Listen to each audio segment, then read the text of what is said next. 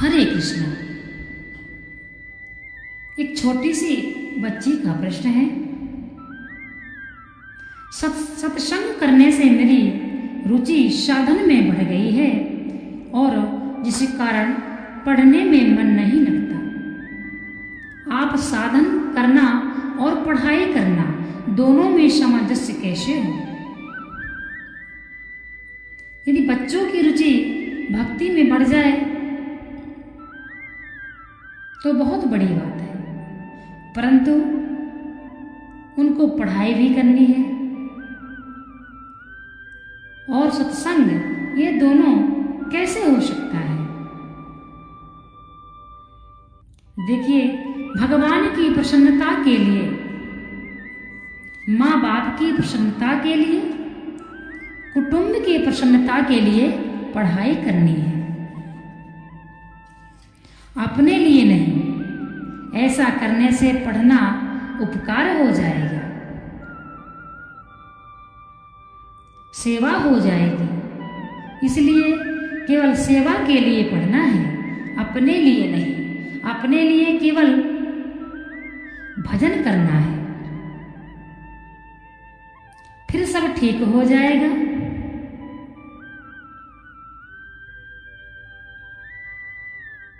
क्योंकि जिस प्रकार से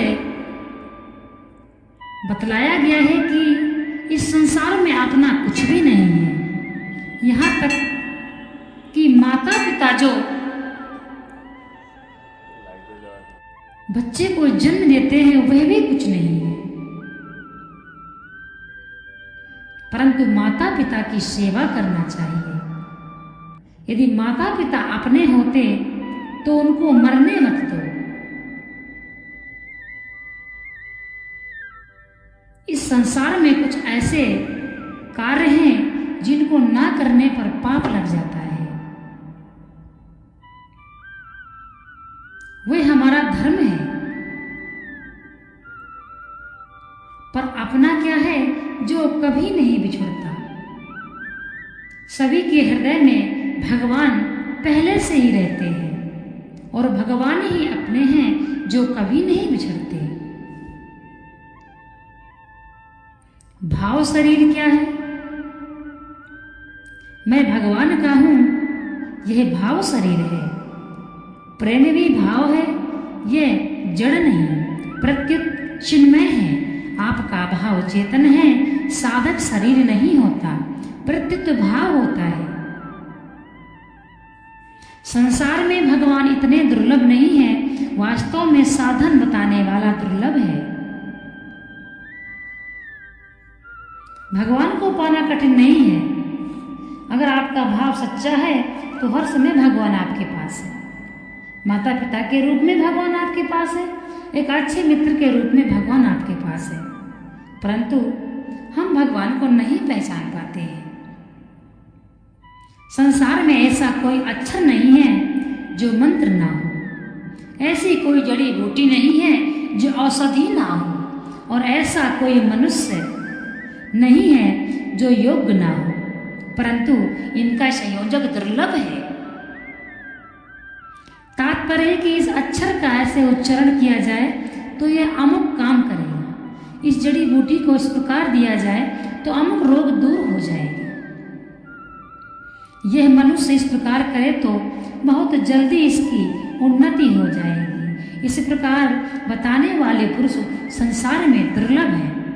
कहने का तात्पर्य सही मार्गदर्शक दुर्लभ है। वास्तव में ठीक तरह से साधन बताने वाला दुर्लभ है। इसीलिए देरी हो रही है। साधन बताने वाला अनुभवी हो और जानने की उत्कट इच्छा हो तो बहुत जल्दी काम होता है। मेहनत गुरु करता है, सिद्धि चेले की होती है। ठीक बताने वाला वही होता है जिसने अनुभव किया है। अनुभव किए बिना बताने वाला ठीक नहीं होता। बिना अनुभव के वह क्या बताए? जिसके ठीक तरह से अनुभव कर लिया, जिसने ठीक तरह से अनुभव कर लिया है वह बताएगा तो पट कम हो जाएगा। कोई लोग कहते हैं कि इस जन्म में तो हमारा कल्याण नहीं होगा। यह बड़ी भारी गलती है। परमात्मा की प्राप्ति में भविष्य नहीं है, परंतु कब? जब जानने वाला मिल जाए और हमारे में जानने की उत्कंठा हो। जिस विषय को आदमी जानता नहीं, उस विषय में वह अंधा होता है। अंधा आदमी दूसरे को मार्ग कैसे बताए? आजकल ऐसे ही आदमी मिलते हैं। उनमें गुरु बनने का शौक तो है, परंतु गुरु बनने की योग्यता नहीं। वे शिष्य की पीड़ा को जानते ही नहीं। शिष्य का हित किस बात में है, इस बात को वे जानते ही नहीं। शंकराचार्य जी कहते हैं, गुरु कौन है? जो केवल हित का ही उपदेश करने वाला हो। हित का उपदेश होने पर भी अनुभवी होने की आवश्यकता है। जानकर अनुभवी बताता है तो काम पट हो जाता है। वास्तव में काम बना बनाया है। आध्यात्मिक बात आपकी अपनी बात है, कारण भी आप ईश्वर के अंश हैं। ईश्वर अंश जीव अविनाशी। ईश्वर का अंश होने से ईश्वर हमारे घर के हैं। माता पिता जितने घर के होते हैं, इतने घर का कोई नहीं होता। यह बात लोग समझते नहीं। इसलिए मैं आप सबसे प्रार्थना करती हूँ, कृपा करके भगवत प्राप्ति को कठिन मत मानो। एकदम सच्ची बात है, क्योंकि यह तो अपने घर की बात है। अपने माँ बाप की बात बताने वाला कोई मिल जाए तो कठिनता किस बात की?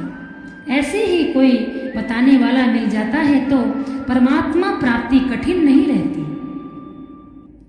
देरी तभी लगती है जब हमारी जोरदार इच्छा नहीं है अथवा गुरु समर्थ नहीं है।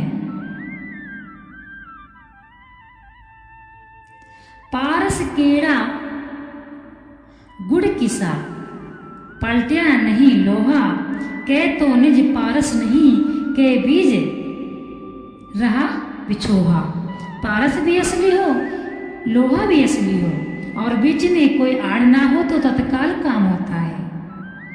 सांसारिक जानकारी रखने वाला दूसरे को बताता नहीं, और परमार्थिक जानकारी वाला दूसरे को बताए बिना रहता नहीं। सांसारिक जानकारी को लोग छिपाते हैं, परंतु परमार्थिक जानकारी अपनी जानकारी को छिपा सकता नहीं। अगर वह छिपावे तो उस जानकारी का वह करेगा क्या? माँ का दूध क्या माँ पीती है? वह तो बालकों के लिए ही होता है।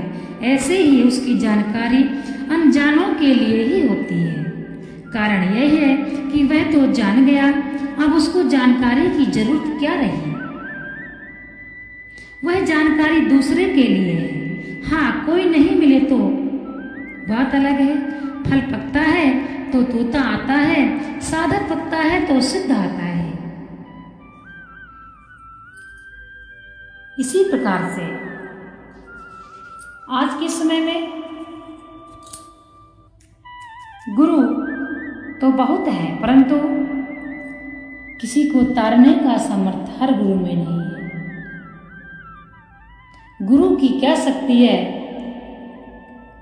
वह अपने चेले को मोक्ष प्राप्ति तक ले जाता है, परंतु जब अच्छा गुरु हो तभी। जिस गुरु में खुद को तारने की सामर्थ्य नहीं है, वह दूसरे को क्या तारेगा? इसलिए गुरु का चयन बहुत ही सोच समझकर करना चाहिए।